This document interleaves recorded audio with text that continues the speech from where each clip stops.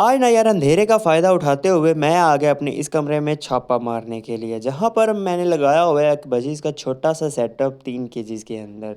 तो यार काफ़ी दिन हो गए थे हमने अपने इन बजीज़ को देखा ही नहीं कि यार ये क्या कर रहे हैं, कुछ अंडे बच्चे निकाल रहे हैं कि नहीं निकाल रहे। तो मैंने आज यार आ ही गया मैं, चलो देखते हैं इनको कि क्या कर रहे हैं। इस केज के अंदर यार हमने 2 बजीज़ पेयर लगाए हुए हैं माशाल्लाह से, और एक अदर छड़ा लोंडा भी है। और इस केज के अंदर एक पेयर है, और यहाँ पर है एक बजीज़ का बच्चा जिसको कॉलोनी के अंदर टिकने नहीं दे रहे थे, तो हमने इसको अलहदा कर लिया। इस केज के अंदर आते तो यार तोता पहले ही हमें देख रहा होता है ऐसे जैसे कच्चा खा जाएगा, और माशाल्लाह से बच्चे वगैरह निकले हुए थे और माशाल्लाह से काफ़ी बड़े भी हो चुके थे। और दूसरी मटकी में जाते हैं तो वहाँ पर भी माशाल्लाह से बच्चे काफ़ी बड़े हो चुके थे। मादी तंग हो रही थी तो हम इसको ज़्यादा तंग नहीं करते, साइड पे चलते हैं। और यहाँ पर तो अभी आशिकी मशूकी चल रही है।